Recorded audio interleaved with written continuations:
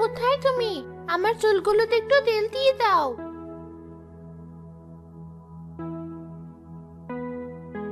সারাদিন শুধু তোর চুল নিয়ে পড়ে থাকিস। ঘরের কাজকর্মগুলো একটু শিখে রাখলে কি হয়? শ্বশুর বাড়ি গিয়ে কি করবি? এখানে যা করি ওখানেও তাই করব। আমার চুলের যত্ন, ওসব ঘরের কাজ আমায় দিয়ে হবে না।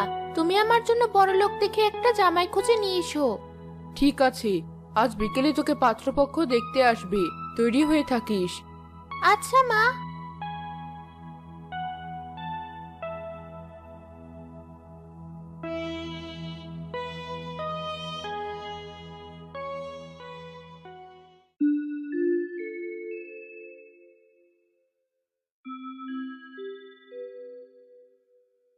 পাত্রপক্ষ তো চলে এসেছি মিতু।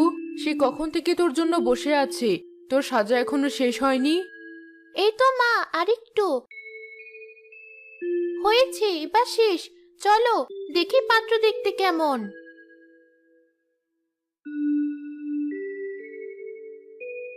এই যে, এখানে বসো। পাত্র কোনটা মা? ওই তো ওই ছেলেটা। অনেক টাকা পয়সা আছে ওদের, পরিবারও ভালো। কিন্তু মা, এই ছেলের মাথায় তো একটা চুলও নেই। আমি এই ছেলেকে বিয়ে করব না। এভাবে বলছিস কেন মিতু? এতগুলো মানুষের সামনে কেউ এভাবে কাউকে অপমান করে? অপমান তো তুমি আমাকে করেছো মা। যে আমি আমার রেশমি চুলের জন্য পুরো গ্রামে বিখ্যাত, তার জন্য তুমি এমন টাকচিল্লি খুঁজে এনেছো। আমি আমার ঘরে চললাম, করব না এই বিয়ে আমি। আপনারা ওর কথা শুনে রাগ করবেন না। ছোট মানুষ, তাই না বুঝে এমন করে ফেলেছে। আমি ওর সাথে কথা বলছি। তাই বলে আমাদেরকে বাসায় ডেকে এনে এভাবে অপমান? সবার কাছে শুনেছিলাম মেয়েটা ভালো, সাথে সুন্দর চুলও আছে, তাই নিজের ছেলের সাথে সম্পর্ক করতে এসেছিলাম। নয়তো আমাদের ছেলের জন্য মেয়ের অভাব পড়েছে নাকি? এই রাকিব, এখনই বের হই বাড়ি থেকে। আপনার এভাবে হুট করে চলে যাবেন না, আমার কথাটা একবার শুনুন।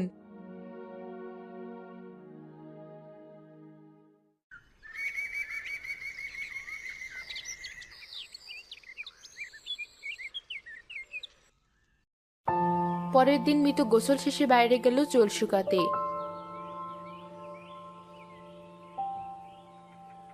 আজ তো উঠোনে একবারেই কোনো রোদ নেই। পুকুর পাড়ে এর যে ভালো রোদ ছিল।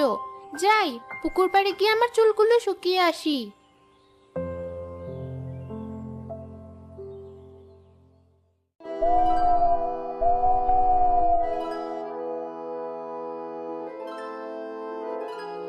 ওই মেয়েটাকে, কত সুন্দর লম্বা লম্বা চুল ওর। আমি যখন বেঁচে ছিলাম তখন আমারও এমন সুন্দর চুল ছিল। মরার পর সব চুলগুলো চলে গেল, ভাবতেই কষ্ট লাগে। এখানে ভালো রোদ আছে, আমার চুলগুলো এখানে বসেই শুকিয়ে নেই। মেয়েটা কত সুন্দর পুকুর ঘাটে বসে ওর চুলগুলো শুকাচ্ছে। ওর চুলগুলো যদি আমি একটু ধরতে পারতাম। এক কাজ করি, আমি মানুষের রূপ নিয়ে ওর চুলগুলো একটু ধরে আসি।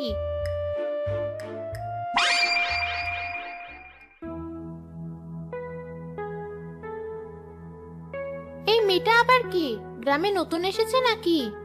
তোমার চুলগুলো অনেক সুন্দর। হ্যাঁ জানি, তো কি হয়েছে? তোমার সুন্দর চুলগুলো আমাকে একটু ধরতে দেবে? তুমি কে ভাই?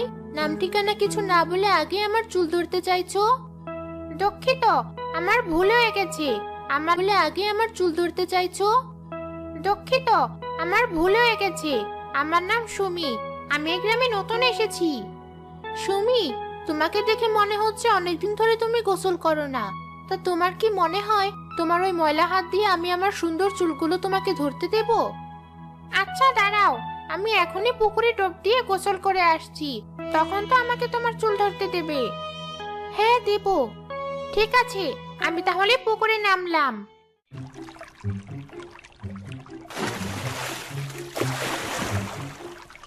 কি বোকা মেয়ে, আমার চুল ধরার জন্য পুকুরে পর্যন্ত নেমে পড়লো। হা হা হা হা, ভাবতেই মজা লাগছে। আমি গোসল করে এসেছি, এবার তো আমাকে তোমার চুল ধরতে দেবে। তা তো দেবই, কিন্তু আমার এখন খুব খিদে পেয়েছে।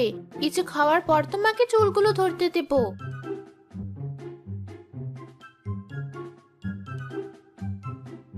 আম খাবে? তোমাকে ওই গাছ থেকে আম পেড়ে এনে দেবো? কিন্তু ওই গাছ তো অনেক বড়, আম পাড়তে চাইলে তো তোমাকে ওই গাছে উঠতে হবে। অসুবিধা নেই, তোমার জন্য আমি এখনই ওই গাছের আম পেড়ে আনছি। মেয়েটা কি আস্ত পাগল নাকি বোকা? এই নাও আম।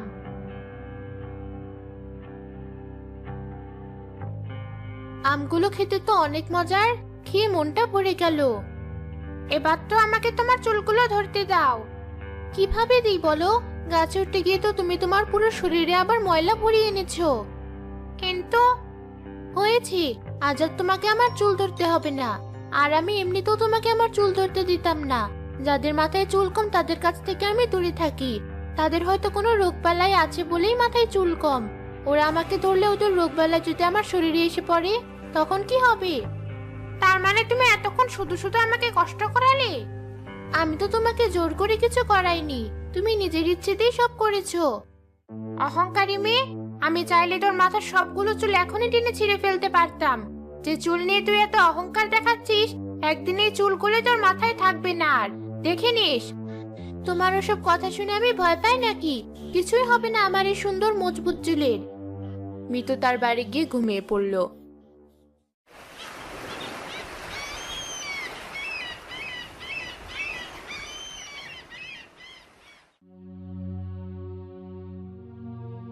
ঘুম ভাঙার পর সে তার মাথা ঠিকভাবে তুলতে পারে না।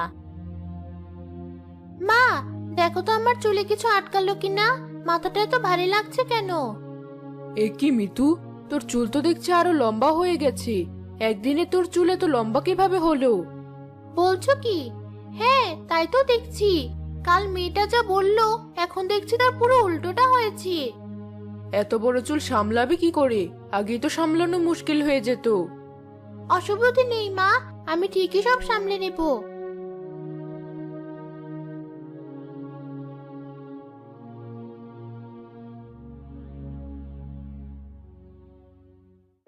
মা, বাড়িতে তো চুল পড়ে আছে কেন?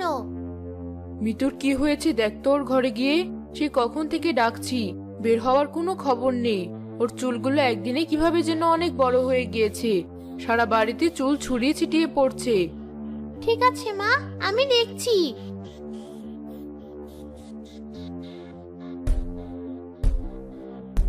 দরজায় শব্দ করছে কে? আপু, আমি। দরজা খোল। তাড়াতাড়ি ভেতরে আয়, দরজাটা চাপিয়ে দে। আপু, তোর চুলের এই অবস্থা কেন? জানি না, যতবার আঁচড়াচ্ছি চুল ততই বড়